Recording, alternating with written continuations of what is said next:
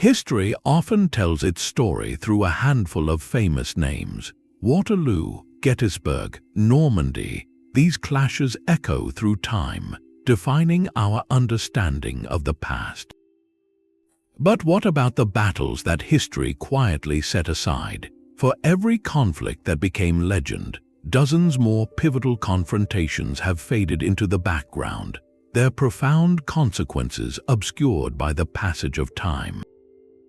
This is a journey into those lost chapters to recover the forgotten battles that quietly shaped our world. By the end, you will possess a deeper, more complete understanding of the forces that have forged nations, redirected cultures, and decided the fates of empires. How did a single day in a Central Asian valley alter the course of global technology? What forgotten victory in a European forest created the political map we recognize today? Each of these 25 overlooked conflicts offers a unique key, unlocking insights into brilliant strategy, sudden cultural turning points, and the fragile nature of memory itself. They remind us that history is not a simple story of famous winners and losers, but a complex tapestry woven from countless threads, many of which have been left in the shadows. What does it mean when a moment that changed everything is allowed to be forgotten? The year is 451, and the Western Roman Empire is a shadow of its former self.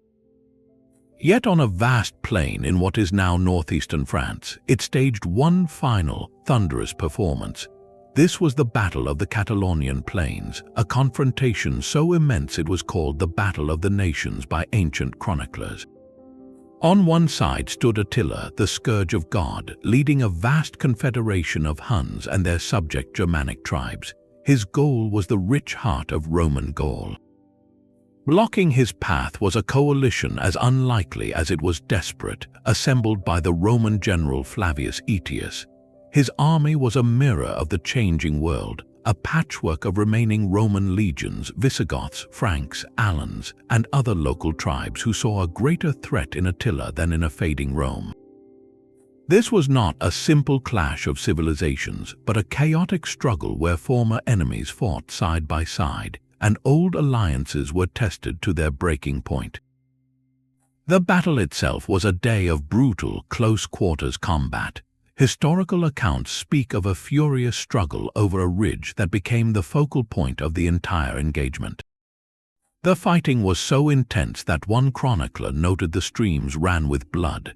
Yet for all its scale and fury, the outcome was strangely ambiguous. Attila was forced to retreat back across the Rhine, his aura of invincibility cracked. Gaul was saved from Hunnic domination, but Aetius's victory was not complete enough to restore Roman power, and the Visigothic king who had been his crucial ally fell in the combat. The battle did not save the Western Roman Empire, which would formally end just 25 years later. Instead, its true significance was in what it prevented and what it allowed to emerge. By halting the Hunnic advance, the battle ensured that the political landscape of post-Roman Western Europe would be shaped by Germanic kingdoms like the Franks and Visigoths, not by a Hunnic empire. It was the last great gasp of Roman military diplomacy, a final moment where a Roman general could still marshal the forces of an entire region under the old imperial banner. After this, that world was gone forever, making the Catalaunian Plains not just a forgotten battle, but the forgotten turning point where the ancient world truly ended and the medieval age began. 6 centuries after the Roman world faded, another clash of empires on a different frontier would reshape civilization for 1,000 years. In the blistering summer of 636, along the ravines of the Yarmouk River in modern-day Jordan, the future of an entire continent hung in the balance. The Byzantine Empire, the direct heir to Rome's Eastern legacy, faced a force it could scarcely comprehend: the rapidly expanding armies of the Rashidun Caliphate. For the Byzantines, this was a war to reclaim lost provinces. For the Muslim forces, it was a struggle for survival and the future of their new faith. The battle unfolded over 6 grueling days, a brutal test of endurance in the harsh desert heat. Byzantine commanders, relying on traditional heavy cavalry and infantry tactics, found themselves outmaneuvered by the highly mobile, fervently motivated Muslim troops who used the rugged terrain to their advantage. A crucial moment came when a sandstorm, blowing directly into the faces of the Byzantine soldiers, obscured the battlefield. Seizing the opportunity, the Caliphate's generals launched a decisive assault that broke the imperial lines, leading to a rout that sealed the fate of the region. The consequence of this single engagement cannot be overstated. The Byzantine Empire was permanently expelled from Syria and Palestine. These lands, the ancient heart of the Christian and Roman Near East, became the core of the Islamic world. Cities like Damascus and Jerusalem, which had been under Byzantine control for centuries, now embarked on a new cultural and religious journey. This decisive shift created the political and demographic landscape that would define the Middle East for generations. Yet, for an event of such earth-shattering importance, the Battle of Yarmouk remains curiously absent from popular Western history. While the Crusades, which occurred over 400 years later, are deeply embedded in our collective memory, the battle that made the Crusades geographically possible is often overlooked. It is the pivotal, forgotten hinge upon which the door between two great epochs swung shut. Without understanding Yarmouk, we cannot truly understand the world that followed, a world where the map of faith and power was redrawn in the dust of a distant river valley. The flow of ideas and technology often follows the path of armies. Far from the Mediterranean world, along the ancient Silk Road in what is now Kyrgyzstan, another seemingly obscure military encounter would quietly redirect the course of global knowledge. In the summer of 751, near the Talas River, the frontiers of two superpowers collided. The expanding Abbasid Caliphate met the westernmost army of China's Tang dynasty, a civilization at the peak of its power and cultural influence. For the Tang, this was about securing their lucrative trade routes and projecting imperial authority. For the Abbasids, it was about consolidating control over Central Asia. The battle itself involved complex local politics, with the Abbasid forces being joined by Karluk Turkic tribes who turned against their Tang allies at a critical moment. This betrayal led to a decisive defeat for the Chinese expeditionary force, with thousands taken captive. On the surface, it was a territorial setback, halting the Tang dynasty's westward expansion permanently. But the true legacy of Talas was not written in land gained or lost. It was written on paper. Among the Chinese artisans captured by the Abbasid forces were skilled papermakers.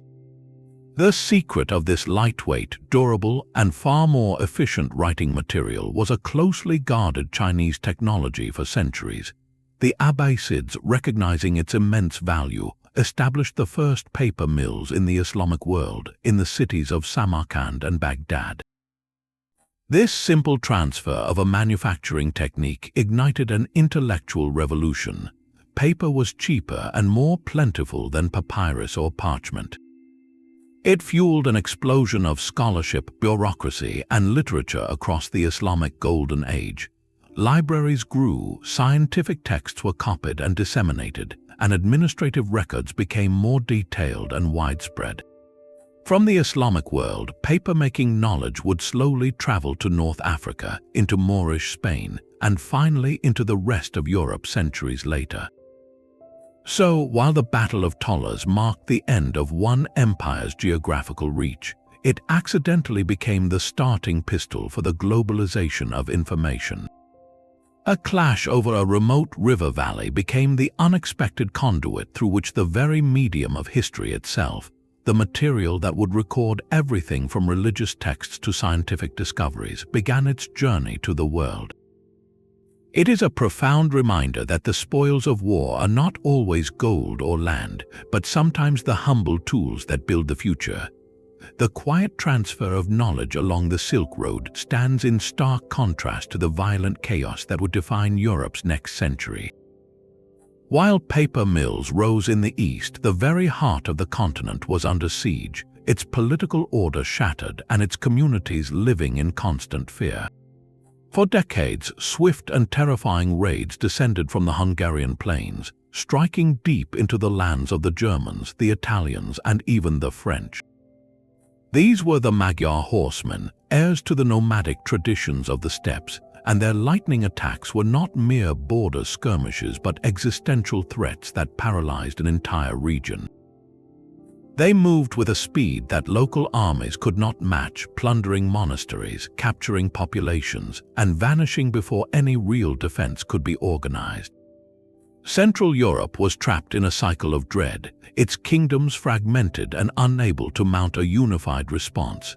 The old Carolingian Empire was a memory, and in its place was a patchwork of duchies more often fighting each other than a common enemy. Into this vacuum of power and purpose stepped a king named Otto. He had a vision to resurrect a unified Christian empire in the West, but such a dream was impossible while the Magyar arrows fell like rain.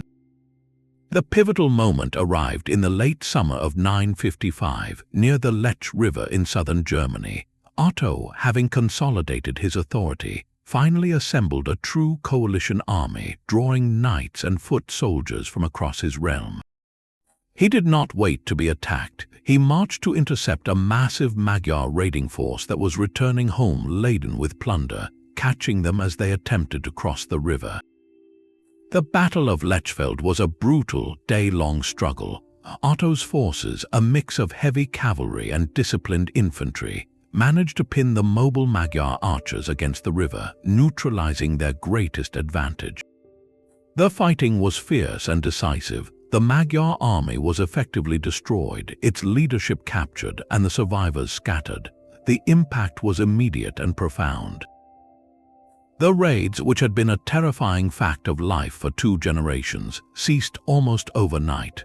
Otto's victory did more than just win a battle, it created a king and forged a nation. The triumph at Lechfeld provided the sacred legitimacy and overwhelming authority Otto needed. Just a few years later, he would be crowned emperor by the Pope, formally establishing the Holy Roman Empire. This new political entity, for all its complexities, would become a central pillar of European politics for nearly 1,000 years. Furthermore, the battle drew a literal and spiritual line in the sand. It firmly established the river Lech and the Eastern Alps as the durable frontier of Latin Christendom. The Magyar survivors, led by their new prince, settled down, converted to Christianity, and founded the Kingdom of Hungary, which would then become a defender of that very frontier. Yet, while every schoolchild learns of Viking raids on England or France, the Magyar terror that shaped the core of Europe and gave birth to its most enduring empire remains a footnote. Lechfeld was the silent, foundational battle that made the medieval world we think we know possible. A victory so complete it ended an age of fear and quietly built the stage for an empire. A stable frontier, however, is a rare luxury in history. While the Holy Roman Empire solidified in the West, a slow-burning crisis was reaching its climax in the East, centered on the ancient heartland of the Byzantine Empire. For decades, the empire's eastern provinces in Anatolia, modern-day Turkey, had been subjected to relentless raids by Seljuk Turkic horsemen. These were not just border incursions, but a creeping demographic pressure that was changing the landscape itself. The Byzantine response had been inconsistent, hampered by internal court politics and a rotating door of emperors. In 1068, a soldier emperor named Romanos IV Diogenes finally took the throne with one clear mission: to muster the full might of the empire and deliver a single, crushing blow to the Seljuk Sultan Alp Arslan. He sought not merely to repel raids, but to reassert Byzantine dominance over Armenia and secure the mountainous eastern frontiers for a generation. In the spring of 1071, Romanos led a massive, diverse army on this grand campaign. It was a force meant to overawe, comprising the empire's famed heavy cavalry, the cataphracts, alongside regiments of Norman, Frankish, and Turkic mercenaries, and levies from across the provinces. Confidence was high, but the army was also cumbersome and its command structure riddled with rivalries. Romanos' political enemies, including members of the powerful Doukas family, commanded key units, and their loyalty was questionable at best. The campaign quickly became a series of missteps. Romanos divided his forces, sending a large contingent to secure a distant fortress.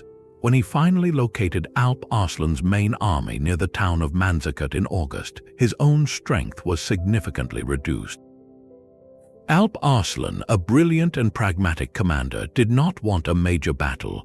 He was more concerned with a conflict to his south and offered surprisingly generous peace terms.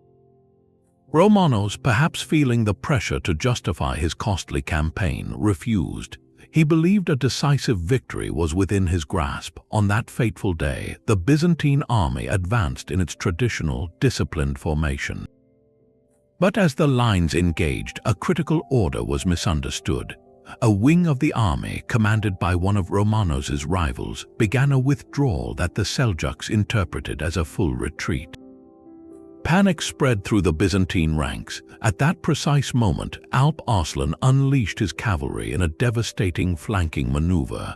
The orderly Byzantine advance collapsed into chaos. Emperor Romanos fought valiantly but was captured, humiliatingly brought before the Seljuk Sultan as a prisoner. Alp Arslan, showing remarkable chivalry, treated the emperor with respect and quickly negotiated a ransom and peace treaty. He then released Romanos, a decision that sealed the emperor's fate far more surely than execution would have. The true catastrophe of Manzikert was not the battle itself, but what happened next. When Romanos returned to Constantinople to enact the treaty, his political enemies seized their chance. They deposed him, blinded him, and left him to die from his wounds. They then renounced the treaty with the Seljuks, claiming it was made by an illegitimate ruler. This act of bad faith destroyed any chance of a stable border. With the empire's leadership in civil war and its military reputation shattered, the Seljuks no longer saw a formidable barrier. They did not need to launch a single, organized invasion. Instead, they simply moved in. Turkish tribesmen, along with their families and flocks, began a steady, peaceful migration into the Anatolian heartland, a process historians call the Turkification of Anatolia. This was the real, irreversible loss. The breadbasket and recruiting ground of the Byzantine Empire was gone. The empire shrank to a coastal rump state around the Aegean Sea, permanently crippled. In its desperation, Constantinople sent urgent appeals for military aid to the Pope in Rome. These appeals, highlighting the desecration of Christian holy places, would be carefully reshaped into the rallying cry for the First Crusade a few decades later. So, Manzikert was far more than a lost battle. It was the political earthquake that permanently redrew the map of a continent, turning Anatolia from a Greek-speaking Christian stronghold into the Turkish homeland. It transformed the Byzantine Empire from a wounded giant into a fading shadow, and its echoes of distress would summon forth the great, turbulent wave of history we know as the Crusades, making it one of the most consequential and quietly forgotten single days in medieval history. The slow collapse of Byzantium created a power vacuum that would reshape the world, but on the opposite side of the Mediterranean, another centuries-long struggle was about to reach its own decisive climax. For over 500 years, the Iberian Peninsula had been a mosaic of faiths and kingdoms, a land where Christian principalities in the north shared a tense, often violent border with powerful Muslim states known as Al-Andalus in the south. This long conflict, the Reconquista, was not a steady march forward but a series of advances and reversals, with the balance of power swinging like a pendulum. In the early 13th century, the pendulum had swung alarmingly toward the south.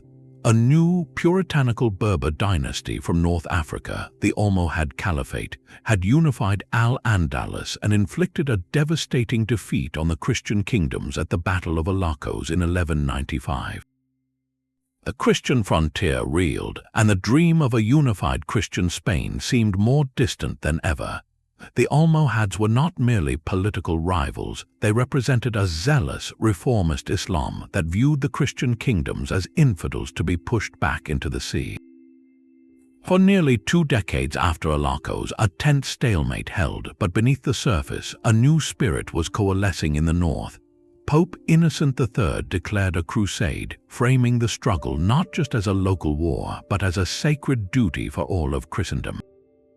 This call brought a wave of knights from across Europe, from France and beyond, to join the armies of the Iberian kings. The critical figure, however, was a Spanish monarch who had learned from the bitter defeat at Alakos, King Alfonso VIII of Castile. He patiently forged a coalition with his rivals, King Sancho VII of Navarre and King Peter II of Aragon. For the first time, the 3 most powerful Christian kingdoms of the peninsula would fight under a single banner, setting aside generations of mistrust to face a common existential threat. In the fierce July heat of 1212, the 2 colossal armies met in the rugged pass of Despeñaperros, near the small settlement of Los Navas de Tolosa. The Almohad Caliph Muhammad al-Nasir had chosen his ground well, positioning his vast forces on a high plateau, protected by a palisade of iron chains guarded by his fiercest warriors. The Christian coalition, weary from a grueling march through the desert, faced a seemingly impregnable position. The battle began with a disastrous charge by the over-eager French knights, who were cut down by Almohad skirmishers.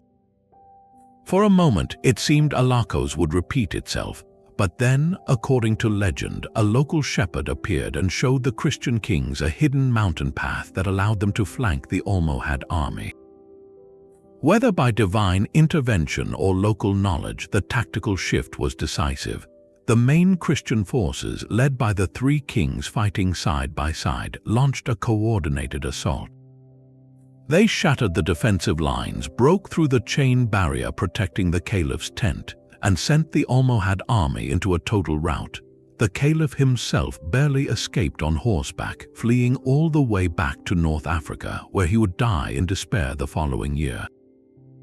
The victory was so complete it was almost unimaginable. The psychological and military power of the Almohad Caliphate was broken forever, while Muslim rule would continue in the south for another 280 years. Its political unity and capacity for major offensive war were gone. Los Navas de Tolosa did not end the Reconquista, but it irrevocably turned the tide. It transformed the conflict from a desperate fight for survival into a long, inevitable Christian advance. The great Muslim cities of Cordoba and Seville would fall within the next few decades, shrinking Al-Andalus to the small emirate of Granada, which survived as a tributary state.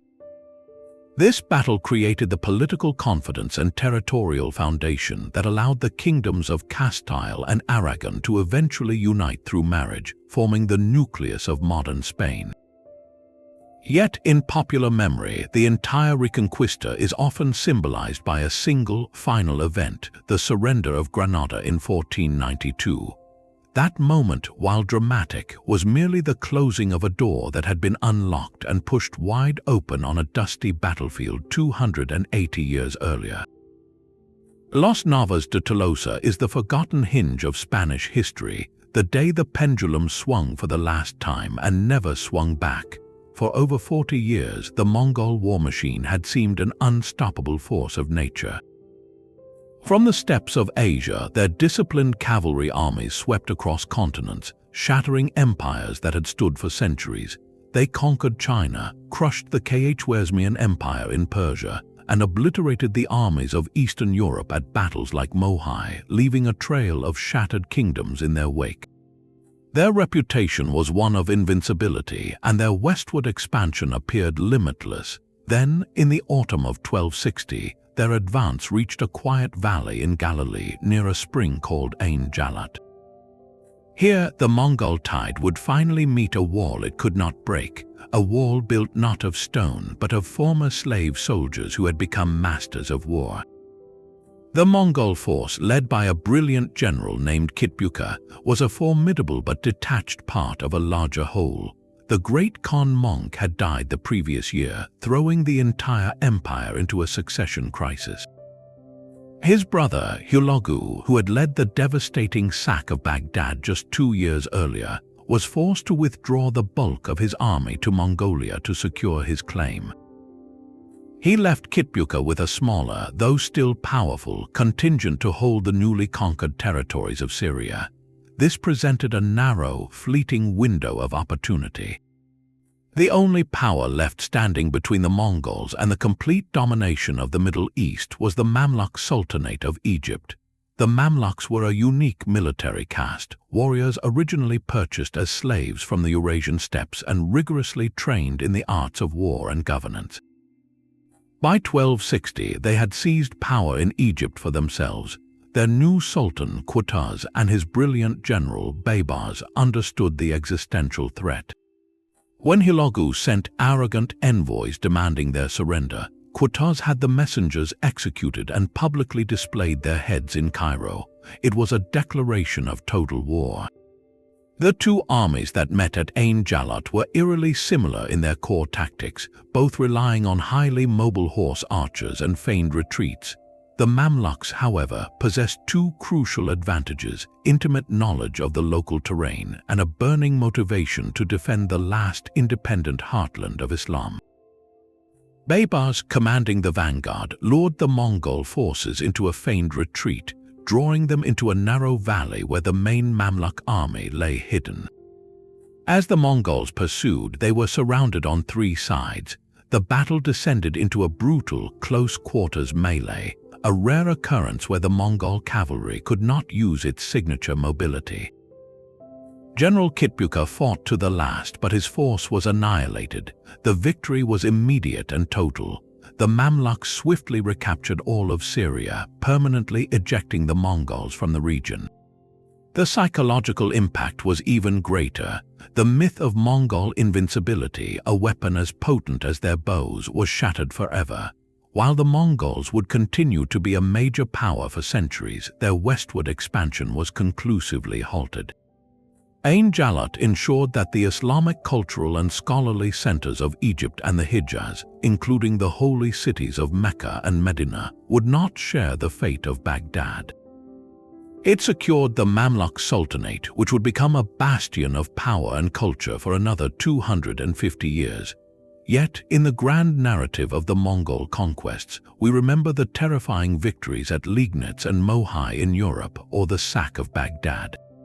The battle that actually stopped them, that changed the strategic destiny of the entire Middle East and preserved a civilization, often fades into the background. Ain Jalut stands as a powerful testament to a pivotal truth. Even the most overwhelming tides of history can be turned by determined resistance in the right place at the perfect moment. The shockwaves from Ain Jalut reverberated across continents, but in the Balkans a different kind of collision was brewing, one that would forge a national soul from the ashes of a battlefield. On the feast of St. Vitus in the year 1389, 2 armies faced each other on the Kosovo field, a flat plain that has since become a sacred landscape of memory. On one side stood the expanding Ottoman Empire, led by its formidable Sultan, Murad I. On the other was a coalition of Serbian and Balkan forces, commanded by Prince Lazar Hrebeljanović. Both men understood the stakes were existential for Serbia and for the future of southeastern Europe. The battle that followed was ferocious and chaotic, with heavy casualties on both sides. In the swirling melee, a pivotal act of individual sacrifice occurred. A Serbian knight named Miloš Obilić, according to the legend that would grow from this day, feigned defection to the Ottoman camp. Granted an audience with the Sultan, he drew a concealed dagger and mortally wounded Murad. This act of regicide, whether historical fact or powerful myth, became the emotional core of the story. Yet it did not turn the tide of the battle. The Ottoman forces, led now by Murad's son Bayezid, regrouped and fought on. By day's end, Prince Lazar was captured and executed, and the Serbian coalition was shattered. In purely military terms, Kosovo was a devastating defeat. the Serbian Empire, already in decline, was broken as a political entity, paving the way for centuries of Ottoman domination in the region. But history is rarely just a record of who held the field at sunset. What happened next is why Kosovo is not forgotten but remembered with an almost religious intensity. The battle did not vanish into the past. It was actively woven into the fabric of Serbian identity through epic poetry and oral tradition. In these songs and stories, the military loss was transformed into a profound moral and spiritual victory. Prince Lazar was portrayed as having faced a divine choice on the eve of battle, offered by an angel a kingdom either on earth or in heaven. He chose the heavenly kingdom, knowingly sacrificing earthly power for eternal glory. This narrative framed the defeat not as a failure, but as a conscious martyrdom for the Orthodox Christian faith. The fallen knights became the holy martyrs of Kosovo, their sacrifice a sacred covenant with God and a beacon for future generations. This created a powerful and enduring national mythos, one of righteous resistance, tragic sacrifice, and the promise of eventual resurrection. For centuries under Ottoman rule, the memory of Kosovo served as a cultural anchor, a source of resilience and a call to preserve language, faith, and identity. It became the cornerstone upon which a modern national consciousness would later be rebuilt. The battlefield itself, its precise details blurred between history and poetry, stands as a powerful reminder that a people's memory can sometimes reshape the meaning of an event more powerfully than the event itself.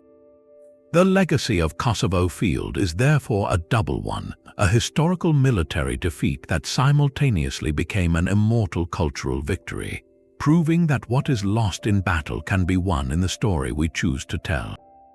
The power of a unifying myth like that born on Kosovo Field could forge a nation's spirit, but in the forests of northeastern Europe, a different kind of unity was about to be tested on a scale rarely seen in the medieval world. For nearly 2 centuries, the Teutonic Order had carved out a fearsome state along the Baltic coast, a theocratic fortress built on conquest and conversion.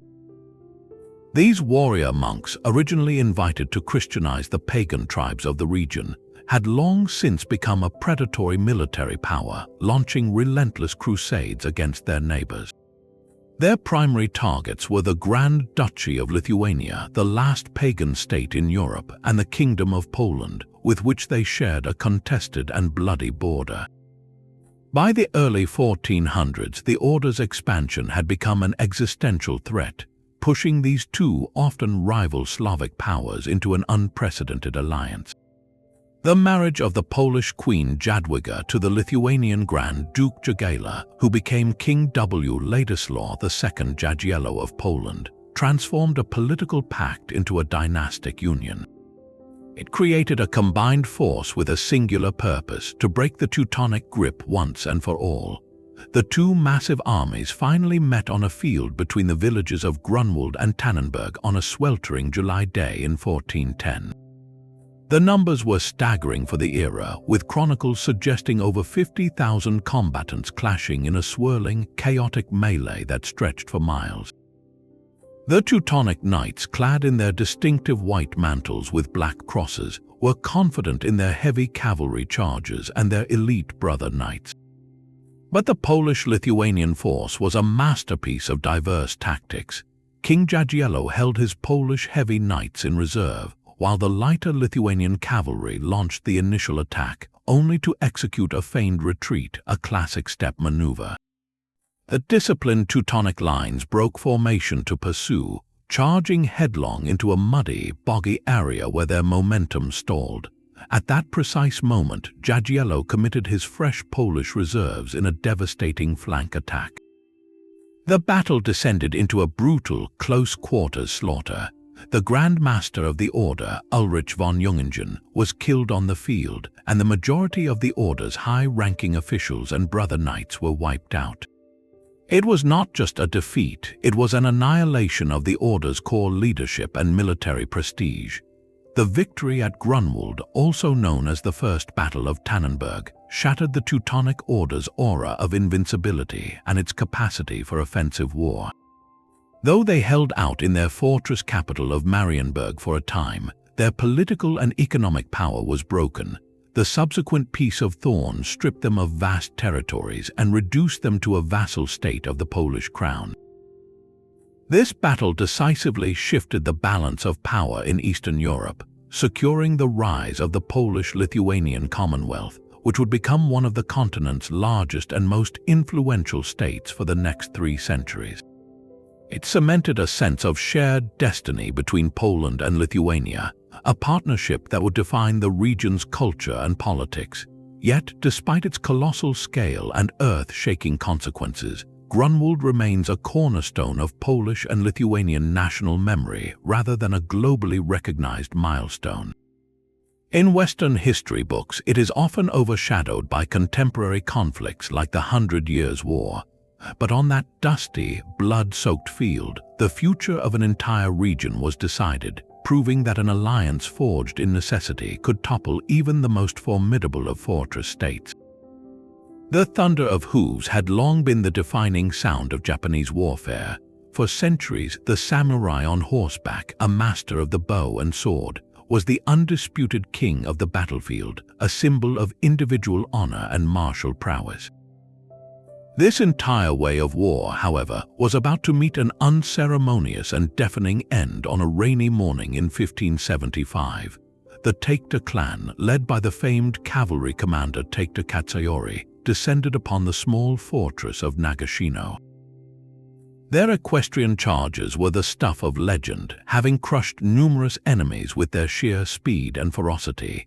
They faced the combined forces of Oda Nobunaga and Tokugawa Ieyasu, 2 leaders who were not bound by tradition but by a ruthless pragmatism. Nobunaga had invested heavily in a new technology, the arquebus, a heavy matchlock firearm imported from Portuguese traders. While other warlords saw these guns as slow, unreliable novelties, Nobunaga saw a system. His genius was not in the weapon itself, but in how he organized it. He positioned 3,000 gunners behind a series of hastily built wooden palisades staggered across the battlefield. He then drilled them to fire in rotating volleys, one row firing while the others reloaded. This created a continuous, rolling wall of lead and smoke. When the Taikta cavalry launched their heroic charge, they were met not with a worthy samurai countercharge, but with a mechanical, impersonal hail of gunfire. The rain that day did not stop the battle, it simply made the ground a muddy trap for the fallen horses and men.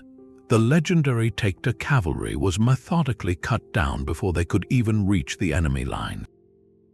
It was less a battle and more of a grim, one-sided execution. Nagashino was a brutal lesson in the new mathematics of war. Individual bravery and generations of equestrian skill were rendered obsolete by disciplined ranks, coordinated fire, and industrial-scale production of guns. It signaled the irreversible decline of the samurai as a feudal warrior class defined by personal combat, and announced the dawn of a new era of massed infantry and combined arms tactics.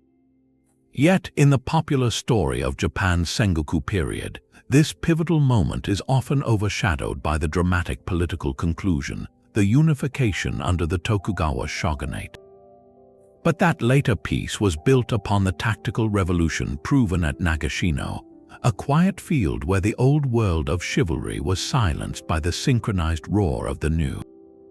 A single volley from 3,000 guns had ended one era in Japan, but in the heart of Europe, a different kind of shot was about to start a far longer and more terrible war. On a cold, foggy November morning outside Prague, 2 armies faced each other on a place called White Mountain. The confrontation lasted little more than an hour, but its echoes would resonate for 3 devastating decades. This was not a clash of empires, but a fracture within a civilization, a battle over faith and sovereignty that would set a continent ablaze. The Bohemian nobility, largely Protestant, had rebelled against their newly crowned Catholic king, Ferdinand II of Habsburg. They feared the loss of their religious freedoms and ancient rights, and in a bold act of defiance they deposed him and elected a new Protestant king. Ferdinand, however, was not a man to accept such an insult. He called upon the powerful armies of the Catholic League and his Habsburg relatives. The Bohemian forces, though passionate, were poorly led and hopelessly outmatched by the professional, disciplined Catholic troops. The battle was swift and decisive, a rout so complete it was over almost before it began. The Protestant army broke and fled, leaving the road to Prague wide open. The city surrendered without a fight the very next day. In the immediate aftermath, the retribution was swift and severe. The leaders of the rebellion were publicly executed in Prague's main square, a chilling warning to any who would challenge Habsburg and Catholic authority. The Bohemian crown was declared a hereditary possession of the Habsburgs, stripping the kingdom of its right to elect its own monarch. Protestantism was systematically suppressed, its churches closed, and its adherents forced to convert or leave. The independent, vibrant culture of the Bohemian state was methodically dismantled, its political identity submerged for the next 300 years. But White Mountain's true tragedy was that it failed to end the conflict. Instead, it ignited it. The crushing of Bohemian liberties sent a shockwave of fear through Protestant princes across the Holy Roman Empire. What happened in Prague, they realized, could happen to them. The local rebellion exploded into a continental war, drawing in Denmark, Sweden, France, and Spain. The 30 Years' War that followed would become one of the most destructive conflicts in European history, a maelstrom of marching armies, famine, and illness that would reshape the demographic and political map of Central Europe. All of this chaos can be traced back to that one brief, fog-shrouded engagement on a hill near Prague. White Mountain stands as a stark lesson in unintended consequences, a reminder that a battle meant to decisively end a crisis can sometimes, with terrifying finality, become the first spark in a much larger fire. The fire lit at White Mountain had spread into a continent-wide inferno. For over a decade, the armies of the Catholic League and the Habsburg Emperor had seemed unstoppable, their disciplined Spanish and imperial tercios rolling over one Protestant German principality after another. The very survival of the Protestant cause in Central Europe hung by a thread, and the dream of a decisive check on Habsburg power appeared lost. Then, from the frozen north, a new kind of army arrived, led by a king who was also a military visionary. Gustavus Adolphus of Sweden landed in Germany in the summer of 1630, not merely as an ally but as a revolutionary. He did not come to fight the last war, he came to invent the next one. His opportunity came in September 1631, on a broad plain near the village of Breitenfeld, north of Leipzig. There, his smaller Swedish force, combined with a Saxon army, faced the seasoned imperial troops of the Count of Tilly. What followed was not just a battle, but a complete overturning of the established rules of warfare. For a century, European battles had been dominated by the tercio, a massive, deep square of pikemen and musketeers, a slow-moving fortress that aimed to grind down its opponent in a brutal push of pikes. Gustavus Adolphus shattered this model. He organized his infantry into smaller, more flexible linear formations, only 6 men deep. This allowed a much greater proportion of his musketeers to fire at once. He integrated his artillery, using lighter, more mobile guns that could be repositioned during the battle to support the infantry. Most importantly, he combined these arms with highly mobile cavalry trained to charge home with the saber after discharging their pistols, rather than circling and firing from a distance. At Breitenfeld, the imperial army watched in confusion as the Swedish lines fluidly shifted to meet threats, their artillery firing with devastating speed. When Tilly's veterans managed to rout the inexperienced Saxon allies on the Swedish left, it seemed like a classic victory in the making. But Gustavus Adolphus calmly pivoted his entire battle line, facing his now exposed flank to the advancing enemy. His reorganized infantry and cavalry held firm, then counterattacked with shocking coordination. The rigid imperial tercios, unable to adapt, were cut to pieces. The victory was total and transformative. Breitenfeld saved the Protestant cause from collapse, electrifying Europe and drawing more nations into the widening conflict. But its deeper legacy was written in drill manuals and tactics. Gustavus Adolphus had proven that flexibility, firepower, and combined arms coordination were superior to sheer mass and depth. His Swedish model became the template for every modern army in Europe, from the French to the Prussians, setting the course for military evolution for the next 2 centuries. Almost as remarkable was the geopolitical shift it created. Overnight, Sweden, a relatively poor kingdom on the periphery of Europe, was catapulted to the status of a great power, dominating the Baltic and shaping Central European politics for decades. Yet today, when we think of European superpowers of the era, we recall Spain, France, or England. The Swedish Empire, a direct creation of the military revolution proven at Breitenfeld, has largely faded from popular memory, a forgotten giant whose brief, brilliant ascendancy changed how the world fought its wars.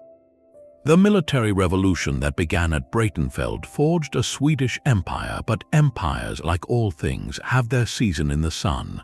By the dawn of the 18th century, that season was ending, not with a quiet fade, but with a single, thunderous collision on the open steppe. For 9 years, a young and brilliant Swedish king, Charles XII, had defied all expectations, humbling a coalition of his neighbors and carving a legend of invincibility across northern Europe. His final, obsessive target was the rising giant to the east, a kingdom he viewed as backward and chaotic, led by a Tsar who was modernizing with furious, often brutal energy. That Tsar was Peter the Great, and he knew his fledgling empire faced an existential test. The 2 monarchs and their 2 visions of power finally met in the summer of 1709 near the Ukrainian fortress town of Poltava.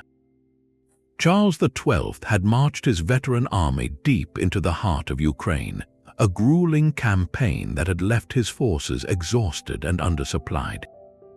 Just weeks before the battle, the king himself was seriously wounded, forcing him to direct the coming fight from a litter. Peter the Great, meanwhile, had spent years rebuilding his army in the Western style, learning from earlier defeats at Swedish hands. He chose his ground carefully, constructing a fortified camp and a series of redoubts to break the momentum of the famed Swedish infantry charge. When the Swedes attacked on the morning of June 27th, they did so with their customary courage, but also with a dire shortage of gunpowder. Many soldiers could only fix bayonets and charge, hoping to close with the enemy before the Russian artillery tore them apart. It did not work. Peter's reformed army held its ground, its cannon and musket fire creating a devastating wall. The Swedish assault shattered against the Russian lines, and the battle swiftly turned into a rout. Charles XII, wounded and helpless, was forced to flee south into Ottoman territory with a handful of survivors, leaving the entire field and the remnants of his army in Peter's hands. The immediate outcome was the complete destruction of the Swedish field army, the engine of its imperial power. But Poltava's true impact was a geopolitical earthquake that permanently altered the architecture of Europe. In one afternoon, the Swedish Empire ceased to be a great power. Its dominance over the Baltic Sea, the Mare Nostrum of the north, was broken forever, its territories soon to be carved up by a vengeful coalition. The power vacuum was filled instantly and decisively by Russia. Peter the Great had not merely won a battle, he had announced the arrival of a new colossus. Poltava proved that his westernizing reforms had created a military capable of defeating the best that Europe could offer.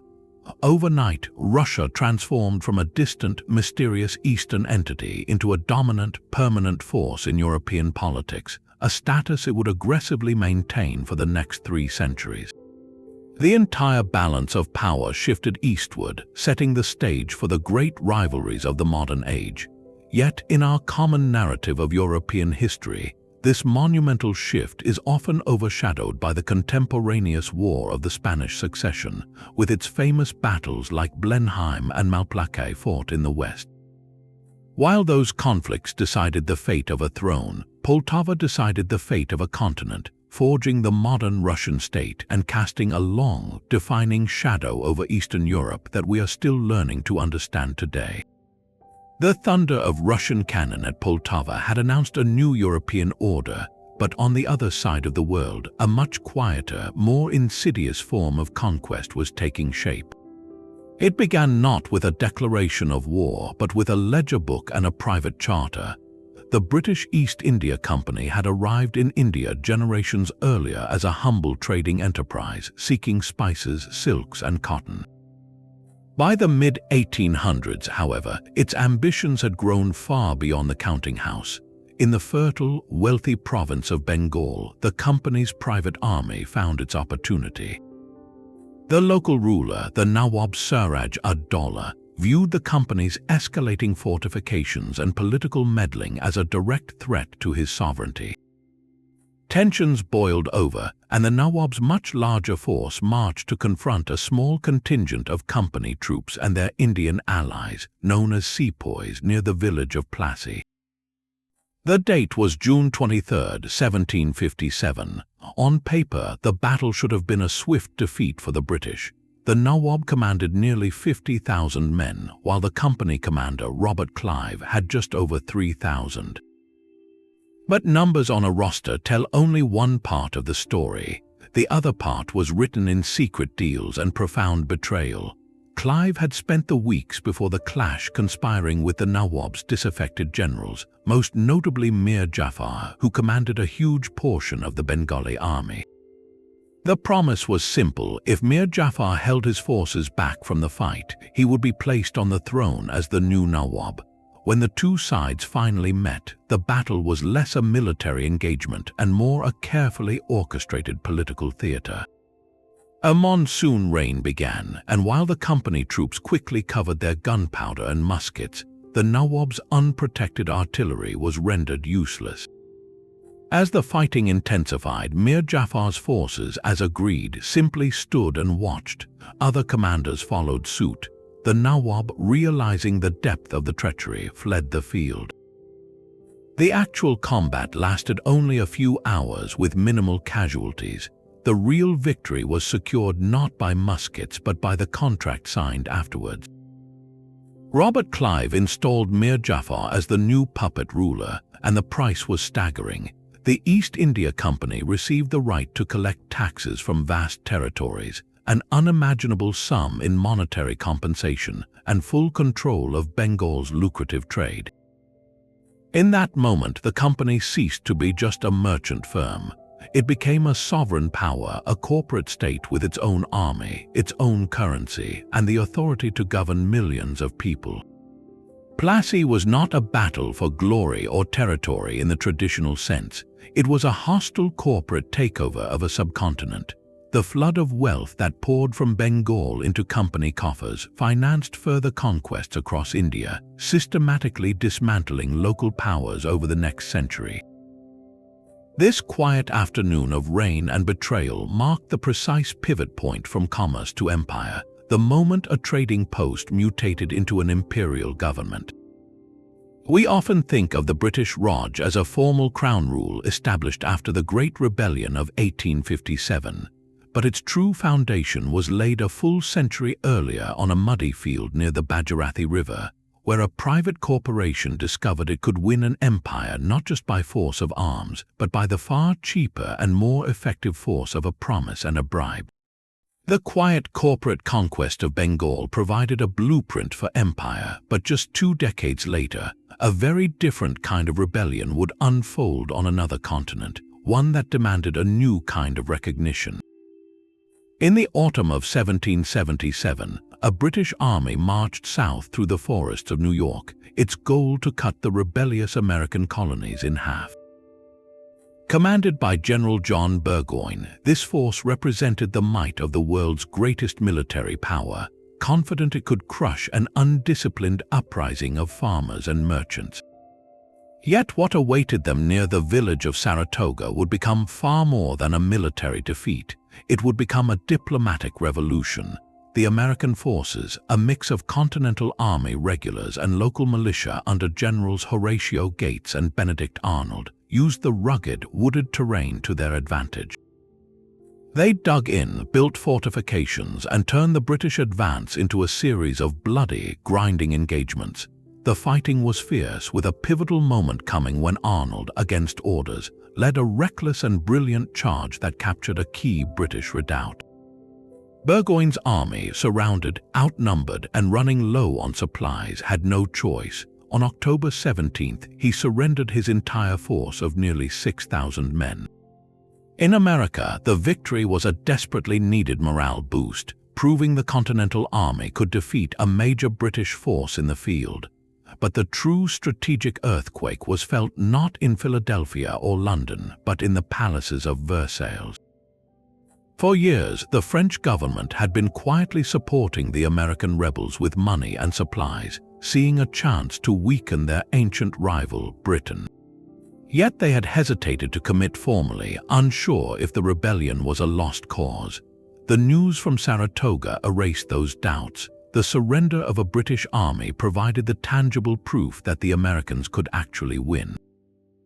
It demonstrated that this was not a fleeting riot but a viable war. Within months, France signed treaties of alliance and commerce with the United States, openly entering the war. This single decision transformed everything. The American Revolutionary War ceased to be a colonial insurrection and exploded into a global conflict. France's entry brought its powerful navy into play, threatening British supply lines and forcing London to divert resources to defend its valuable Caribbean and other global holdings. Spain and the Dutch Republic later joined the fight against Britain as well, further stretching the empire thin. The British were no longer fighting a rebellion, they were fighting a world war on multiple fronts. Without French naval support, the decisive American and French victory at Yorktown 4 years later would have been impossible.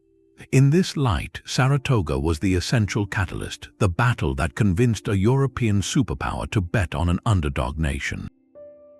While every American student learns of its importance for morale, its deeper legacy is as a geopolitical masterstroke.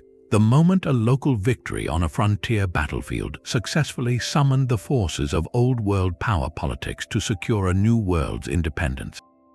It reminds us that sometimes the most important audience for a victory is not the enemy on the field, but the wary ally watching from across the ocean.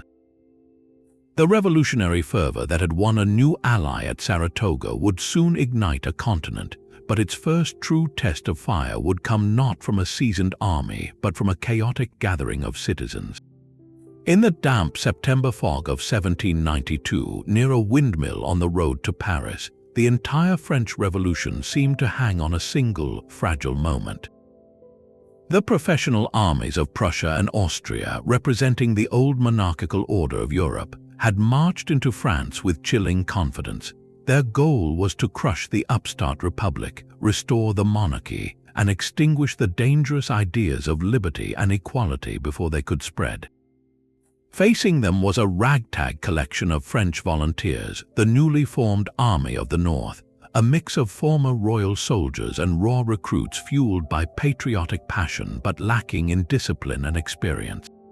The two forces met at a place called Valmy. What followed was not a dramatic clash of bayonets or a brilliant tactical maneuver. Instead, the battle was defined by a prolonged artillery duel, a thunderous exchange of cannon fire across the muddy fields. For hours, the professional Prussian artillery and the hastily assembled French guns traded volleys in the mist. The critical moment came not from a charge, but from a cry. As the Prussian infantry finally began to advance, expecting the French lines to waver and break as untrained men often did, they were met with a surprising sight. The French soldiers held their ground, and from their ranks rose a new sound, not a scream of fear, but a roar, the stirring strains of the revolutionary anthem, La Marseillaise. It was a sound the professional Prussian commanders had never accounted for. They watched as these citizen soldiers, standing firm under the bombardment, displayed a morale that could not be broken by traditional military pressure. After a few more hours of indecisive cannonade, the Prussian commander, the Duke of Brunswick, made a historic decision. He ordered a retreat. the battle was over with minimal casualties, but its impact was seismic. Valmy was not won by superior generalship or weaponry. It was won by an intangible, revolutionary new force, the power of nationalist spirit. For the first time, an army fought not for a king or for pay, but for an idea of a nation, la patrie. That psychological conviction proved to be a weapon as potent as any cannon. The mere cannonade at Valmy saved Paris from invasion, and in doing so, saved the revolution itself from being strangled in its cradle. The very next day, buoyed by this miraculous victory, the new National Convention in Paris voted to abolish the monarchy and formally declare France a republic. A single, obscure artillery duel had thus accomplished the impossible. It had transformed a panicked defense into a bold proclamation, proving that the will of a people united by a cause could defy the finest professional armies of the age. This introduced a terrifying and exhilarating new variable into European warfare, one that would dominate the battlefields for the next century and beyond: the unstoppable force of a nation in arms. The spirit of a nation in arms could topple kings, but it could also create an emperor. And by the autumn of 1813, that emperor, Napoleon, found himself encircled. For 3 days in October, the very ground shook around the city of Leipzig. This was not merely a battle, it was a convulsion, a clash of 500,000 soldiers from across a continent that would earn its immortal name, the Battle of the Nations. Napoleon, having shattered his Grande Armée in the Russian winter, now faced a united coalition, the combined forces of Austria, Prussia, Russia, and Sweden. They had learned from years of defeat, adopting his own strategies of speed and coordination. Leipzig became a sprawling, chaotic siege battle, with fighting raging across villages, bridges, and open fields. The air was thick with smoke from over 2,000 cannons, a constant thunder that drowned out the screams of men and horses. The tide turned on the third day when a key German contingent in Napoleon's army, the Saxons, defected to the coalition in the middle of the fighting, turning their artillery against their former allies. This betrayal collapsed the French line. What followed was a desperate, catastrophic retreat across a single bridge over the Elster River. In a disastrous error, the bridge was blown too early, stranding tens of thousands of French soldiers on the wrong side where they were captured. The defeat was absolute and unprecedented. Napoleon lost nearly 80,000 men along with his dominance over Germany. The Confederation of the Rhine, his puppet state buffer zone, dissolved overnight. The coalition armies, their confidence unshakable, pursued him all the way to the borders of France itself. Within months, Paris would fall, forcing Napoleon's abdication and exile to the island of Elba. Leipzig was the true, decisive end of the Napoleonic Empire as a continental power. Waterloo 2 years later was merely the dramatic, final curtain call. Yet, in our collective memory, that single day in Belgium overshadows the colossal, 3-day symphony of destruction at Leipzig. Perhaps it is because Waterloo offers a simpler story, a final, personal duel between Wellington and Napoleon on a recognizable field. Leipzig is too vast, too complex, a chaotic melee of nations that defies easy storytelling.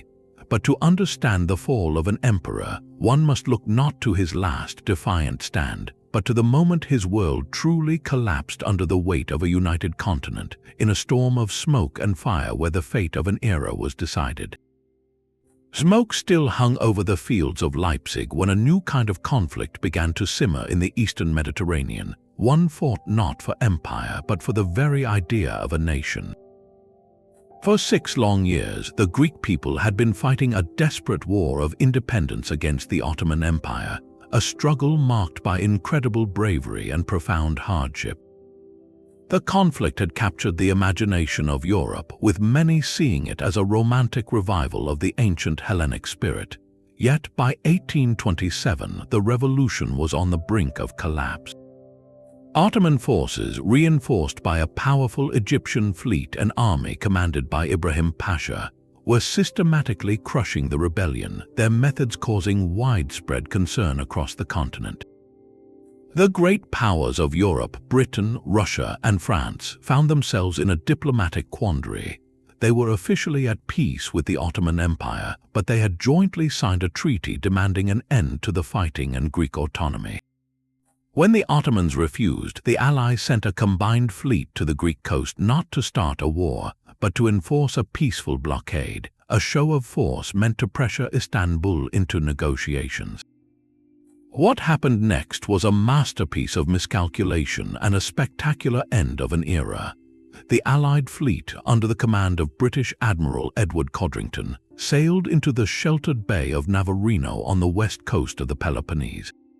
They found the Ottoman-Egyptian Armada, a formidable force of nearly 90 warships, anchored in a tight defensive crescent. The rules of engagement were unclear, tense, and fraught with the potential for disaster.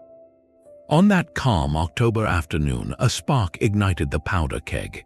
A British ship sent a small boat to request an Ottoman vessel move its position. In the confusion, the boat was fired upon. Whether this was an accident, a nervous decision, or an act of defiance remains debated by historians. That single shot triggered an immediate and overwhelming response. The Allied fleet, perfectly positioned, unleashed the full, devastating broadsides of its ships of the line. What followed was not a battle of maneuver, but a point-blank slaughter of stationary targets. For about 4 hours, the bay echoed with the thunder of cannons and the splintering of ancient wood. The Allied ships, using superior gunnery and discipline, systematically destroyed the Ottoman-Egyptian fleet. By nightfall, almost the entire armada was ablaze, sunk, or captured. It was the last major naval battle in history fought entirely with sailing ships, a final, thunderous farewell to 3 centuries of maritime warfare. The political aftermath was as paradoxical as the battle itself. Navarino was technically a diplomatic catastrophe. The Allied powers had destroyed the fleet of a nation with which they were not at war. It caused an international scandal and led to the fall of the British government. Yet, in strategic terms, it achieved its unstated goal completely. With its naval power in the Mediterranean annihilated, the Ottoman Empire could no longer sustain its campaign in Greece. Within a few years, and after further diplomatic pressure, Greek independence was formally recognized. The battle therefore stands as a profound anomaly, a violent act during peacetime that accidentally guaranteed a nation's freedom. It signaled the irreversible decline of Ottoman naval supremacy and marked the quiet end of the Age of Sail, a technological epoch passing not with a whimper, but with one final, echoing roar across a sun-drenched bay. The final roar of cannon at Navarino signaled an end, but the age it closed had already given way to a new era of industrialized conflict. By the summer of 1859, the armies of Europe had grown larger and deadlier than ever before, equipped with rifled muskets and modern artillery that could kill at distances once thought safe. This terrible new power was unleashed in northern Italy, where the forces of France and Sardinia clashed with the Austrian Empire for control of the peninsula. The resulting battle, fought near the village of Solferino on June 24th, would be the largest European military engagement since the days of Napoleon, involving over 300,000 men. For 15 brutal hours, the rolling hills became a scene of unimaginable chaos, a grinding, close-quarters slaughter under a blazing sun. The rifled weapons proved devastatingly effective, tearing through formations with a precision that shocked even veteran commanders. By the time the Austrians finally retreated, the fields were littered with the fallen, a staggering toll of over 40,000 men killed, wounded, or missing. The military outcome secured French and Sardinian victory, paving the way for Italian unification. But the true, lasting legacy of Solferino was born not from the triumph of generals, but from the profound horror witnessed by a single civilian bystander. A Swiss businessman named Henry Dunant had traveled to the region on unrelated matters, only to find himself a helpless spectator to the battle's gruesome aftermath. What he saw in the following days would haunt him and ultimately transform the world. the small town of Castiglione del Stiviere was overwhelmed with thousands of wounded from both sides, left to suffer without adequate medical care, water, or basic sanitation. Dunant, appalled, organized local women to provide aid indiscriminately, famously appealing for help with the phrase "Tutti fratelli," "we are all brothers." He wrote a powerful account of the experience, a memory of Solferino, which he published at his own expense. The book was not a military history, but a searing, first-hand indictment of the suffering inflicted by modern war and the utter inadequacy of the response. Dunant did not just describe the problem, he proposed a radical solution: the creation in every country of permanent relief societies, staffed by trained volunteers, ready to provide neutral and impartial care to the wounded in wartime. His words struck a moral chord across Europe. Just 4 years later, in 1863, his vision led to the founding of the International Committee of the Red Cross.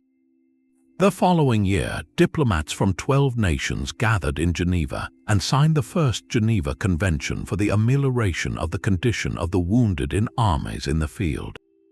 This treaty established the fundamental principles of humanitarian law, the neutrality of medical personnel, the humane treatment of wounded soldiers regardless of side, and the distinctive red cross on a white background as a universal protective emblem. In this profound way, Solferino stands apart from every other battle in history. Its greatest impact was not territorial or political, but moral and legal.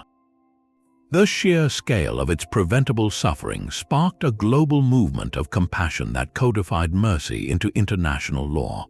It created a lasting framework for humanity within the brutality of conflict, a system that has since expanded to protect prisoners of war, civilians, and cultural property.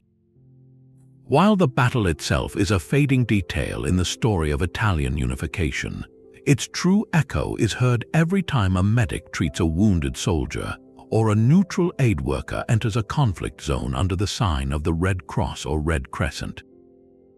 Solferino reminds us that sometimes the most powerful response to the horrors of war is not a bigger army, but a better idea, one born from the simple, courageous act of seeing shared humanity in the midst of devastation. The humanitarian ideals born at Solferino were a beacon of hope, but they could not stop the relentless march of political ambition. Just 7 years later, in the rolling hills of Bohemia, two rival visions for the future of Central Europe collided with a finality that would echo for generations. The Battle of Königgrätz, fought in July 1866, was the thunderous climax of a brief but decisive war between Prussia and the Austrian Empire. On the surface, it was a struggle for influence over the smaller German states, but beneath that lay a deeper question: who would lead the German people into the modern age, the conservative, multi-ethnic Habsburg monarchy, or the fiercely efficient, militarized Kingdom of Prussia? The answer was delivered not just by strategy, but by a revolutionary piece of technology wielded with devastating effect. The Prussian infantry was equipped with the Drace needle gun, a breech-loading rifle. Unlike the Austrian muzzle loaders, which required a soldier to stand up to reload after each shot, the Prussian weapon could be fired from a prone position and reloaded several times faster. This technical advantage was then multiplied by a brilliant organizational system. The Prussian Chief of Staff, Helmuth von Moltke, masterminded a campaign that used railways to move 3 separate armies with unprecedented speed, converging on the Austrian force like the jaws of a trap. At Königgrätz, the Austrians fought with tremendous courage, their commanders believing in the power of the classic bayonet charge to break the enemy line. But as they advanced across open ground, they were met not by a volley and a pause, but by a continuous, withering hail of fire from Prussians lying safely in ditches and behind cover. The Austrian formations were systematically shredded long before they could get close. The defeat was catastrophic and complete, shattering the military prestige of the Habsburg Empire in a single afternoon. The political consequences were immediate and irreversible. Prussia, under the shrewd guidance of Chancellor Otto von Bismarck, imposed a surprisingly lenient peace. He took no Austrian territory, wanting future cooperation, but he permanently expelled Austria from all German affairs. The ancient German Confederation, which had included Austria, was dissolved. In its place, Prussia formed the North German Confederation, a new political entity under its own firm control. This was the masterstroke. Königgrätz did not create a unified Germany, but it cleared the only real obstacle to that unification. It removed Austria, the traditional leader of the German world, from the equation entirely. With the southern German states now isolated and bound to Prussia by secret military treaties, the path was clear. All that remained was to forge a common national sentiment, a task Bismarck would accomplish 5 years later by provoking a war with a common external enemy, France. So, while the Franco-Prussian War of 1870 and the proclamation of the German Empire in the Hall of Mirrors at Versailles are the famous final acts, they were only possible because of the decisive, foundational victory at Königgrätz. It was the quiet, brutal surgery that removed the heart of the old order, allowing a new, powerful, and profoundly different Germany to be built in its place, a shift in continental power whose consequences would define the coming century. For the Russian sailors, the voyage itself had been a nightmare.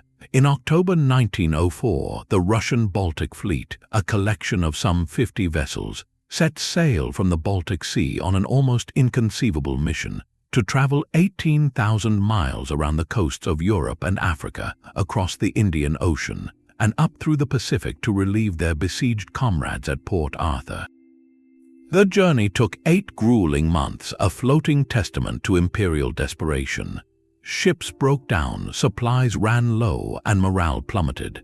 The fleet was an exhausted, rust-streaked shadow of its former self by the time it finally entered the Tsushima Strait between Korea and Japan in late May 1905. The Japanese combined fleet, under the brilliant command of Admiral Togo Hihikaro, was waiting. They were not exhausted, they were perfectly prepared, having spent months drilling, maintaining their ships, and studying their enemy. The contrast could not have been more stark. On the morning of May 27th, Togo executed a maneuver so audacious it is still studied in naval academies. As the two fleets sighted each other, he ordered his entire battle line to execute a sequential U-turn in front of the advancing Russians. This risky crossing the T maneuver placed the Japanese line perpendicular to the Russian column, allowing every one of Togo's battleships and heavy cruisers to bring all their guns to bear, while the Russians could only fire their forward batteries. It was a masterstroke of positioning that turned the battle into a one-sided slaughter. For the next 2 days, the Japanese fleet used its superior speed, gunnery, and the devastating power of modern high-explosive shells to systematically annihilate the Russian armada. By the time the smoke cleared, the Russians had lost 34 ships, including 8 battleships. Nearly 5,000 sailors were lost and another 6,000 captured. The Japanese lost only 3 small torpedo boats. Tsushima was not just a victory, it was a total, humiliating obliteration. Its shockwaves reverberated across the globe. For the first time in the modern era, a non-European power had not just challenged but decisively crushed a major European fleet in a head-to-head battle. This shattered a deeply held assumption of Western military and racial superiority that had underpinned colonialism for centuries. Overnight, Japan announced itself not as a regional curiosity, but as a first-rank world power, a force that had to be reckoned with on the world stage. The psychological impact was perhaps greatest within Russia itself. The news of this catastrophic, pointless defeat following the earlier loss of Port Arthur became the final spark for long-simmering discontent. Widespread strikes, military mutinies, and peasant uprisings erupted across the empire, an explosion of popular anger known as the Revolution of 1905. While the Tsarist regime ultimately survived this first great tremor, the cracks it exposed would never fully heal, setting the stage for the far greater upheaval to come just 12 years later. Tsushima thus stands as a dual turning point, a battle that redrew the map of global prestige and simultaneously shook the foundations of a vast empire, proving that a single engagement at sea could echo through the corridors of power on land from Tokyo to St. Petersburg. The shock of Tsushima had revealed the deep fractures within Imperial Russia, yet just 9 years later, those same cracks would be forced wide open by the pressure of a war it was not prepared to fight. In the chaotic opening month of the First World War, as the German army surged west toward Paris, a terrifying threat emerged on its vulnerable eastern flank. Two massive Russian armies, mobilizing with unexpected speed, invaded the German province of East Prussia. Their plan was simple and overwhelming: to crush the smaller German forces there and force Berlin to divert troops from the crucial Western Front, potentially saving France from collapse. For the Russians, it was a bold gamble. For the Germans, it was a moment of profound peril. The commander of the German Eighth Army, feeling outnumbered and outmaneuvered, was on the verge of a full retreat. Then, in a moment of desperation, the German High Command made a fateful decision. They pulled two retired generals from obscurity and placed them in charge, Paul von Hindenburg and his brilliant, ruthless chief of staff, Erich Ludendorff. What they achieved in the forests and marshes of East Prussia would become a military legend, but one with a dark and lasting shadow. The new commanders arrived to find a priceless gift: intercepted Russian radio messages sent in the clear, detailing the exact movements and intentions of the two invading armies. The Russians, separated by a vast, impassable chain of lakes, were advancing blindly, unaware that the other was not in a position to support them. Hindenburg and Ludendorff saw their chance not to meet the Russian advance, but to envelop and destroy it piece by piece. They focused first on the Russian Second Army, commanded by General Alexander Samsonov. While a small German force held off the First Army to the north, the bulk of the German Eighth Army used an efficient railway network to secretly shift south, concentrating against Samsonov's flanks. The Russians, marching through dense woodland in oppressive August heat, had no idea the trap was already closing.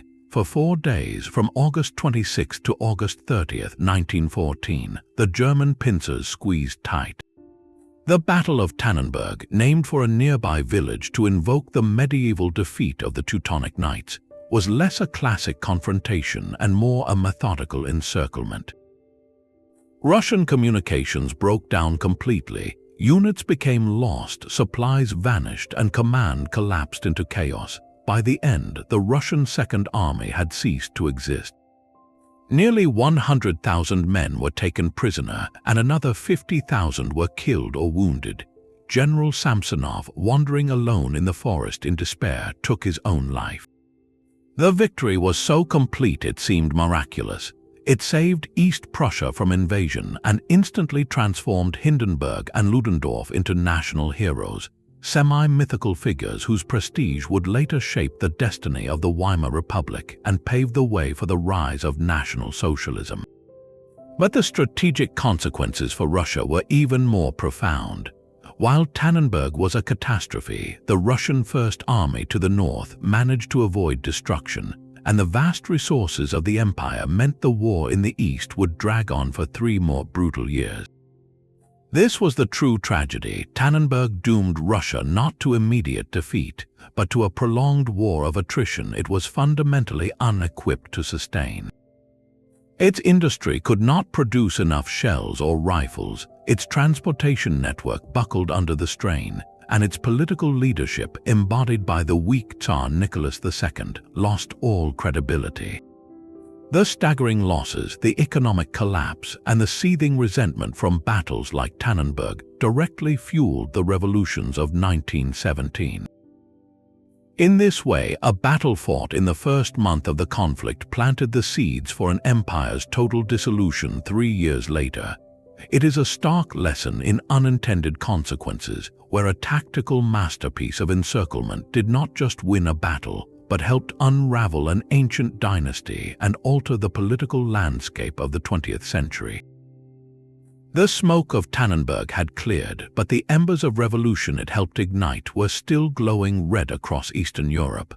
By the summer of 1920, a new and even more radical force was on the march.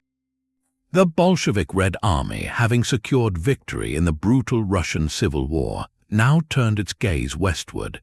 Its goal was not merely conquest, but to carry the communist revolution into the heart of a weakened and exhausted continent. The only significant force standing in its path was a nation that had just regained its independence after 123 years of partition, a resurrected Poland fighting desperately to secure its fragile borders. What followed was a sprawling, chaotic campaign across the plains of what is now Belarus and Ukraine, culminating in a desperate defense on the banks of the Vistula River. The Red Army, commanded by the young and charismatic Mikhail Tukhachevsky, drove the Polish forces back in a relentless advance. By mid-August, his spearheads were at the gates of Warsaw itself. In Moscow, pamphlets were already being printed to celebrate the imminent fall of the Polish capital, seen as the necessary bridgehead for revolution in Germany and beyond. The atmosphere in Warsaw was one of palpable dread. Foreign diplomats fled, and the Polish government prepared for evacuation. To the watching world, the outcome seemed a foregone conclusion. Then came what history would call the miracle on the Vistula. The Polish commander, Józef Pilsudski, conceived a daring and immensely risky plan. While a small force held Warsaw at all costs, drawing in the main Soviet armies, Pilsudski secretly assembled a striking force far to the south. At the critical moment, this group launched a furious northward attack, not at the front of the Soviet forces, but directly into their exposed flank and rear. The maneuver was a masterpiece of timing and nerve. The overextended Soviet communications and supply lines, strained to their limit, snapped under the sudden pressure. Tukhachevsky's command and control collapsed. What had been an orderly advance disintegrated into a panicked retreat. The Red Army streamed back east in disarray, pursued by the reinvigorated Poles. The victory was as sudden as it was complete. The immediate result was the preservation of Polish independence, a fact sealed by the Treaty of Riga in 1921, which established Poland's eastern frontier for the next 2 decades. But the true, world-altering significance of Warsaw lay in what it prevented. A Soviet victory would have almost certainly brought the Red Army into direct contact with the unstable, politically fractured nations of Central Europe, particularly a Germany seething with post-war resentment and economic collapse. Historians widely suggest that the Bolsheviks saw Poland not as a final goal, but as the corridor through which to link up with revolutionary movements in Berlin, Budapest, and beyond. By slamming this corridor shut, the Battle of Warsaw likely stopped the westward spread of the communist revolution in its tracks. It forced the new Soviet Union to abandon, at least temporarily, its policy of direct military expansion and instead focus on consolidation and internal development, a period known as the New Economic Policy. This created the essential breathing space that allowed the fragile interwar order in Central Europe to take shape.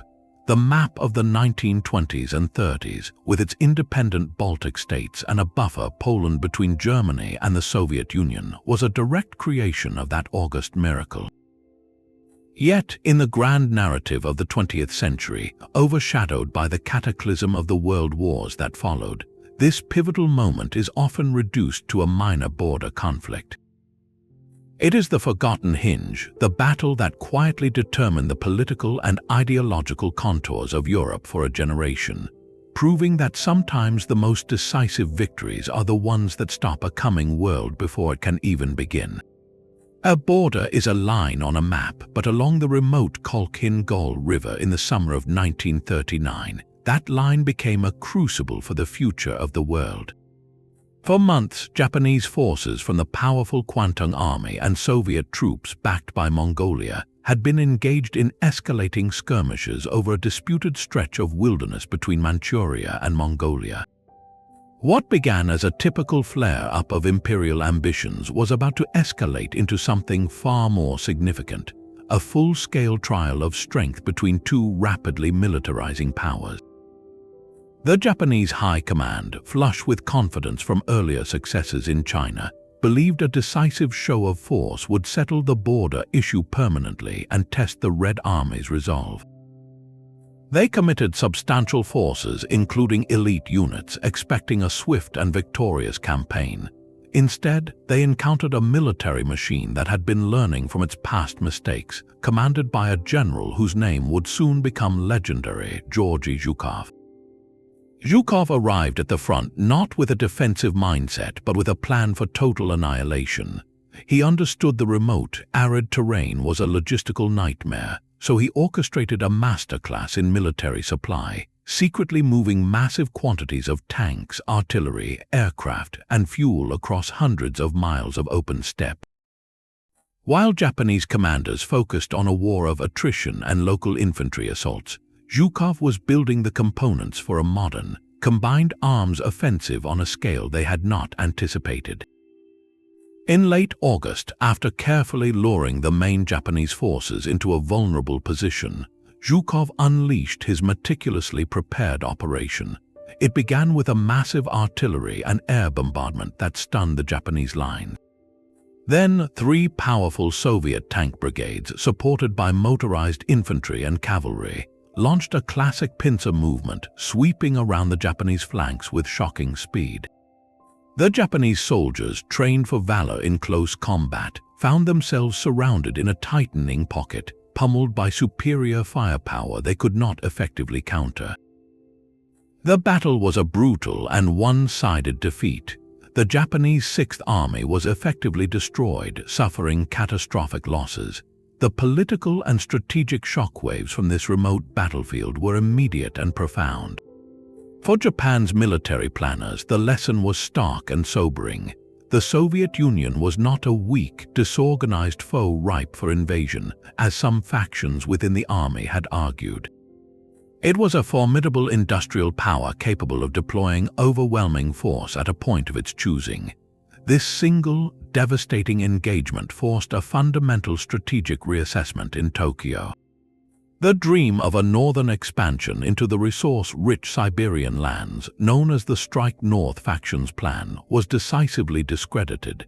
In its place, the Strike South faction gained the upper hand. This alternative strategy argued that the path of least resistance and the path to vital oil, rubber, and other resources lay not across the harsh Soviet frontier, but into the colonial holdings of European powers and the United States in Southeast Asia and the Pacific. The defeat at Khalkhin Gol directly steered Japanese imperial ambition away from a war with the Soviet Union and toward a collision course with the United States at Pearl Harbor and the European colonies. In this profound and often overlooked way, a fierce but obscure border clash in the Mongolian wilderness set the precise strategic direction for the entire Pacific theater of the Second World War. It is a powerful reminder that the most pivotal decisions of global conflict are sometimes made not in war rooms, but in the aftermath of a forgotten battle, where the true cost of one road not taken becomes terrifyingly clear. Rain and mud had defined the war in the east, but in the cloud-wrapped mountains of India's border, a different kind of hell awaited. The Japanese High Command, reeling from setbacks across the Pacific, saw a final, desperate opportunity. If they could smash through the British imperial defenses in the remote states of Manipur and Nagaland, they could cut off Allied supply lines to China and ignite a popular revolt against colonial rule across India. Their target was the Imphal Plain, a vital Allied base, and the road that led to it wound through the steep, jungle-choked ridges around the village of Kohima. What followed was not a single battle, but a sprawling, 3-month siege of unimaginable hardship, a struggle that would come to be known as the Stalingrad of the East. The comparison was not about urban ruins, but about a ferocious, close-quarters fight where every yard of ground was contested, and the outcome held the fate of an entire theater of war.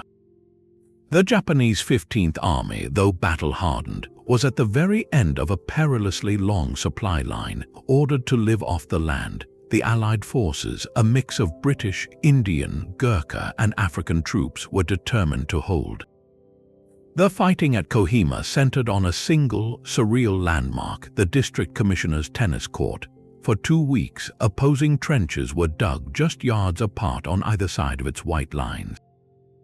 Grenades arced back and forth over the net, and soldiers fought with bayonets and knives in the surrounding garden beds. It was a microcosm of the entire brutal campaign, a battle of inches fought in torrential rain, dense fog, and a landscape crawling with insects and illness. Meanwhile, at Imphal, the larger garrison was completely surrounded, supplied only by a relentless airlift that defied monsoons and enemy fire. The conditions were beyond grueling for both sides. Men battled not just each other, but dysentery, malaria, and starvation. Yet the Allied line, though bent, never broke. As the Japanese supplies finally ran out and their offensive momentum bled away in the unforgiving hills, the British commander, General William Slim, launched his counterattack. The exhausted, starving Japanese army was forced into a retreat that became a death march through the monsoon-sodden jungle, losing the majority of its strength to combat illness and hunger. The victory at Imphal and Kohima was absolute and strategically decisive. It shattered the offensive power of the Japanese army in Burma beyond recovery. For the remainder of the war, Japanese forces in Southeast Asia could only defend, never again seriously threaten India or mount a major attack. This battle marked the definitive turning point in the Asian Land War, the moment the Japanese advance was not just halted but irreversibly broken. It was the beginning of the end for their empire in this region, setting the stage for Slim's brilliant subsequent drive to recapture Burma. Yet, in the popular memory of the Second World War, this monumental, grueling campaign is profoundly overshadowed. Our mental images of the war against Japan are dominated by the iconic and brutal island-hopping campaigns in the Pacific, from Guadalcanal to Iwo Jima. The just as pivotal, just as savage struggle in the green hell of the Indian frontier remains a footnote, a forgotten testament to the soldiers of many nations who fought a war within a war, and in doing so quietly changed the map of a continent. These 25 forgotten battles are not random omissions. Their disappearance from our common memory follows distinct, unsettling patterns, revealing the hidden filters through which we view the past. The first and most powerful filter is a geographical one. For centuries, the writing of global history was dominated by a Western, and specifically a European, perspective. This Eurocentric lens naturally magnified events that seemed to directly shape the destiny of Europe, while battles that decided the fate of other continents often remained in the shadows. Consider the Battle of Plassey, which transferred the sovereignty of Bengal to a private corporation. For millions in South Asia, this was the foundational trauma of colonial rule. Yet in British history books for generations, it was often framed as a minor, almost commercial transaction, a footnote to the grand narrative of national glory focused on European rivals like France and Spain. The monumental clash at Ain Jalut, which preserved the Islamic heartlands from Mongol conquest, is central to the history of the Middle East, but remains a curious sidelight in Western accounts that prioritize the Crusades or the Mongol invasions of Europe. Our historical spotlight has simply been pointed in one direction for too long, leaving entire hemispheres of human experience in the dark. Another common pattern is the overshadowing effect of larger, more dramatic wars. A pivotal battle can be eclipsed by the sheer scale of the conflict that follows it. The Battle of White Mountain was the spark that ignited the 30 Years' War, but its significance is swallowed by the 3 decades of horrific conflict that came after. We remember the cataclysm, not the first match that lit the fuse. Similarly, the Battle of Warsaw in 1920 likely prevented the immediate spread of communist revolution into Central Europe, but its story is overwhelmed by the far larger and more devastating narrative of the Second World War that began just 2 decades later.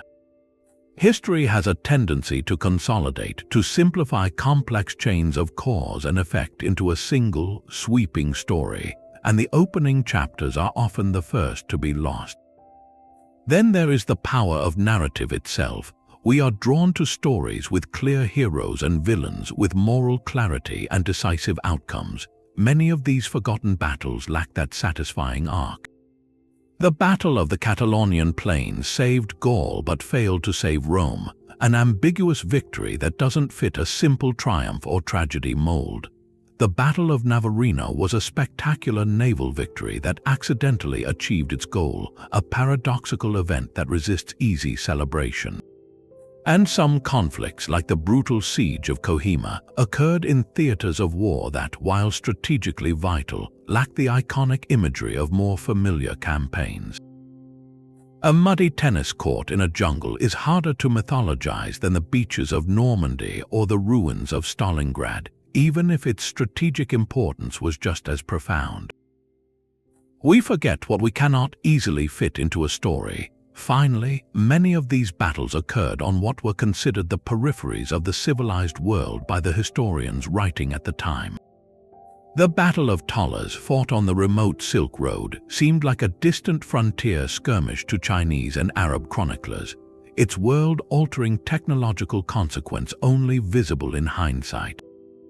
The fighting at Khalkhin Gol took place in a barren stretch of wilderness between Mongolia and Manchuria, far from any global capital.